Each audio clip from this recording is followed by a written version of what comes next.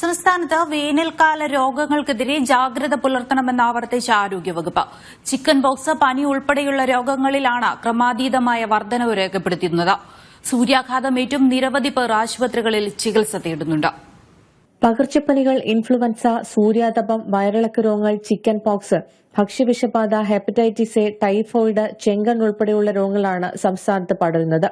ഡെങ്കിപ്പനി, എലിപ്പനി, മഞ്ഞപ്പിത്തം എന്നിവയും പ്രത്യേകം ശ്രദ്ധിക്കണമെന്നാണ് മുന്നറിയിപ്പ്. ശീതളപാനീയങ്ങൾ, ഐസ്ക്രീം തുടങ്ങിയവ വിതരണം ചെയ്യുന്നവരും പ്രത്യേകം ശ്രദ്ധിക്കണം. വാട്ടർ തീം പാർക്കുകളിൽ നിന്ന് പകർച്ചവ്യാധികൾ ഉണ്ടാകാതിരിക്കാനും പ്രത്യേക ശ്രദ്ധ പുലർത്തണം.